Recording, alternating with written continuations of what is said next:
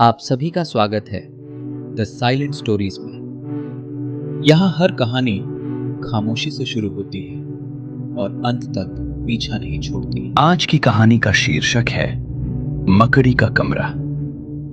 इस कहानी में दृश्य और वर्णन कुछ श्रोताओं के लिए असुविधाजनक या परेशान करने वाले हो सकते हैं। ये कहानी 16+ श्रोताओं के लिए उपयुक्त है।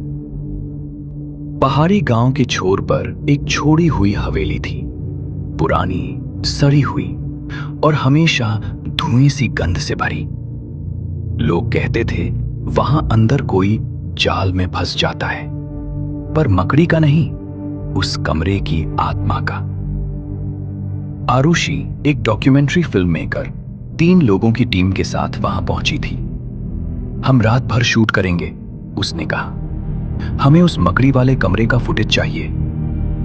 दरवाजा खोलते ही दीवारों पर सड़े खून जैसे धब्बे थे और छत पर दर्जनों मोटे मोटे जाले हिल रहे थे। हवा में सड़े मांस की गंध थी। कमरे में ढेरों मैनेकिन्स पड़े थे, आधे टूटे, आधे पिघले। उनके सिरों में नाक और कानों की जगह बस गहरे छेद थे। अमित, कैमरामैन, बोला, ये किसने किया होगा? तभी पंखे से लटकी किसी चीज ने कसमसाई। उसने टॉर्च ऊपर की तो एक सूखा इंसान जैसा शरीर पूरी तरह मकड़ियों से ढका धीमे धीमे झूल रहा था। उसकी आंखों के खोखलों में रेंगती मकड़ियां और मुंह से गिरते अंडे। निहारिका चीखी। कमरे के कोने से जवाब आया, अब तुम भी जाल में हो। कैमरा अपने आप रिकॉर्ड करने लगा, ऑटो मोड में। आरुषि ने देखा दीवार पर परछाई बनी, लेकिन वो परछाई किसी इंसान की नहीं थी। उसके 8 पैर थे। कुछ गिरकर उसकी पीठ पर रेंगा। उसने टॉर्च मारी। एक इंसानी हाथ जिस पर मकड़ियों के जाल से मांस गलकर झूल रहा था। हवा भारी हो चुकी थी।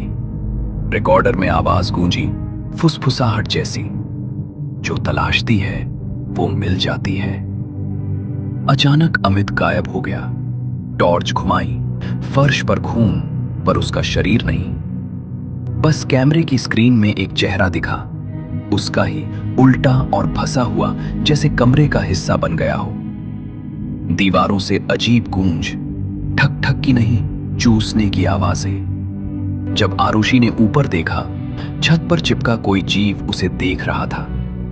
उसका चेहरा इंसानी लग रहा था, पर जब उसने मुस्कुराया, उसका पूरा मुंह खुल गया। जबड़ों के बीचों बीच बाल और पंजे उगे हुए थे। वो तेजी से झपटा। आरुषि चीखी, बाहर, बाहर भागो! लेकिन दरवाजा पहले ही जाल से बंद था। फर्श उसके पैरों से चिपक गया। मलबे के नीचे से जीवित मकड़ियां उसके चमड़े में घुस रही थीं।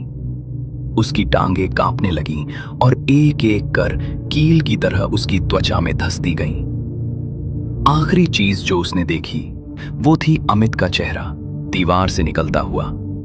उसकी आंखें अब भी झपक रही थीं। अगले दिन पुलिस ने हवेली का दरवाजा जबरदस्ती तोड़ा। अंदर कोई नहीं मिला, बस एक कैमरा पड़ा था, ऑटो मोड में बंद हुआ हुआ। उसके अंदर की आखिरी रिकॉर्डिंग में आरुषि की आवाज थी, बहुत धीमी। मकड़ी बोलती नहीं, वो बस जाल बुनती है और तुम्हें उसकी कहानी बना देती है।